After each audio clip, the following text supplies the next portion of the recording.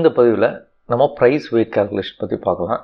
உதாரணத்துக்கு ஒரு ப்ராடக்ட் எடுத்துக்கலாம், அதோட விலை வந்து 170 ரூபா ஒரு கிலோவுக்கு. ஓகேங்களா, ஒரு கிலோ 170 ரூபா அப்படின்னு எடுத்துக்கிட்டா இந்த கால்குலேஷனை நம்ம பார்க்க போகிறது அதே ப்ராடக்ட்டு 2.25 கிலோவுக்கு என்ன ரேட்டு, 350 கிராமுக்கு என்ன ரேட்டு, அதே ப்ராடக்ட்டு 85 ரூபாய்க்கு எவ்வளோ கிடைக்கும், 600 ரூபாய்க்கு எவ்வளோ கிடைக்கும் அப்படிங்கிறத கனெக்ட் பண்ணி பார்க்கலாம்.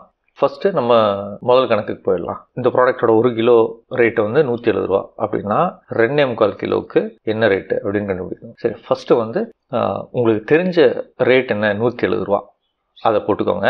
அந்த 170 ரூபாய்க்கு எவ்வளோ கிடைக்கும், ஒரு கிலோ கிடைக்கும், அதால் வகுத்துருங்க. அதுக்கப்புறம் இந்த வேல்யூவை உங்களுக்கு எந்த எடைக்கு ரேட் தெரியணும், 2.25 கிலோவுக்கு இல்லையா, அதால் பெருக்கிடுங்க.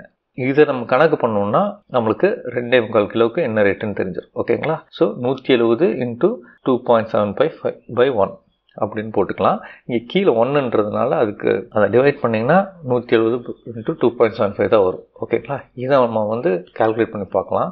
170 × 2.75 எவ்வளோ வருது, 467 ரூபா 50 பைசா. ஒரு கிலோவுக்கு 170 ரூபானா 2.25 கிலோவுக்கு 467 ரூபா 50 பைசா.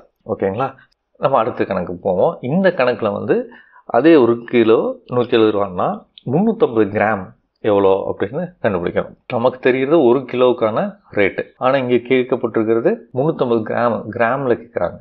ஓகேங்களா, சரி, இந்த கணக்கு எப்படி போடலாம் அப்படின்னு பார்க்கலாம். அதே மாதிரி அப்ரோச் பண்ணுவோம். ஃபஸ்ட்டு நம்ம தெரிஞ்ச ரேட் எழுதிக்கலாம், 170, அதுக்கு எவ்வளோ கிடைக்கும், ஒரு கிலோ கிடைக்கும் அப்படின்னு எழுதிட்டா நம்ம இந்த வேல்யூவை 350 கிராமால் பெருக்கிடலாம். ஓகேங்களா, இப்போது இங்கே வந்து கிராம்னு மாறி இருக்கு இல்லையா, நம்ம ஒன்றா 2 நம்பரையும் கிலோகிராமுக்கு மாற்றிடணும், இல்லை 2ஐயும் கிராமுக்கு மாற்றிடணும். ஒரு கிலோங்கிறது 1000 கிராம். ஓகேங்களா, அப்போ நம்ம என்ன பண்ணுறது, ஒரு கிலோவை 1000 கிராமாக மாற்றிடுறோம். இப்போ இதை நம்ம கணக்கு பண்ணோம்னா நம்மளுக்கு விடை சரியாக கிடைச்சிடும்.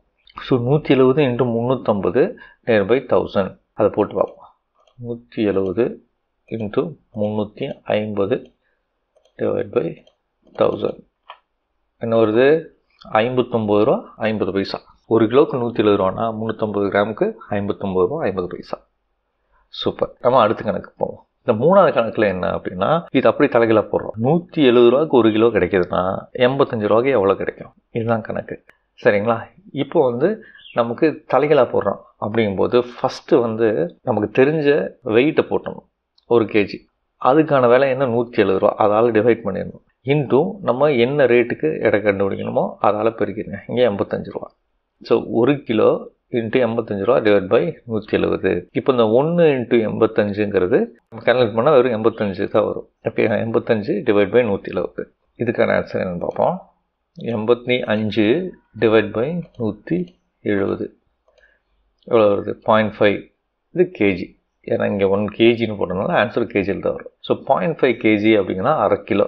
இந்த அரை கிலோவை நம்ம கிராமில் மாற்றணும்னா இந்த 0.5 1000ஆல் பெருக்கணும்னா நம்மளுக்கு கிராமில் தெரிஞ்சிடும். எவ்வளோ வருது, 500 கிராம். ஸோ 170 ரூபாய்க்கு ஒரு கிலோ கிடைச்சதுன்னா 85 ரூபாய்க்கு 500 கிராம் கிடைக்கும். சரி, அடுத்த கால்குலேஷன் இதே தான். 170 ரூபாய்க்கு ஒரு கிலோனா 600 ரூபாய்க்கு என்ன எடை அப்படின்னு கண்டுபிடிக்கணும். ஸோ உங்களுக்கு நான் போன கணக்கு மாதிரி ஏதோ அப்ரோச் பண்ணுறோம். ஃபர்ஸ்ட் எடை எழுதிக்கோங்க, 1 kg. திருப்பி அதுக்கான ரேட்டு 170 × 600. இது அப்படியே நம்ம கால்குலேட் போடுறோம். 1 × 600/170. இந்த 1 × 600 வந்து கால்குலேட் பண்ணால் 600 தான் வரும். 600/170.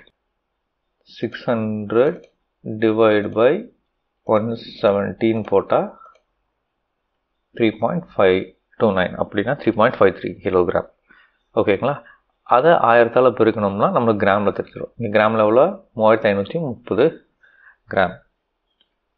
ஸோ 3530 கிராம்னு என்ன அர்த்தம்னா 3 கிலோ 530 கிராம்னு அர்த்தம்.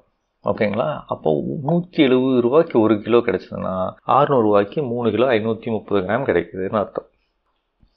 உங்களுக்காக சில கேள்விகளை இங்கே கொடுக்குறேன், அதுக்கான விடையை கண்டுபிடிச்சி நீங்கள் கமெண்ட் செக்ஷனில் எழுதுங்க. இங்கே வந்து கேள்வி என்னென்னா, ஒரு பொருள் 350 கிராம் 25 ரூபா அப்படின்னா அந்த பொருள் 600 கிராமுக்கு என்ன விலை, 1.25 கிலோவுக்கு என்ன விலைன்னு சொல்லுங்கள். அதே மாதிரி அதே பொருள் 100 ரூபாய்க்கு எத்தனை கிராம் கிடைக்கும், 640 ரூபாய்க்கு எத்தனை கிலோ கிடைக்கும், இதை வந்து நீங்கள் கணக்கு போட்டு கமெண்ட் செக்ஷனில் சொல்லுங்கள்.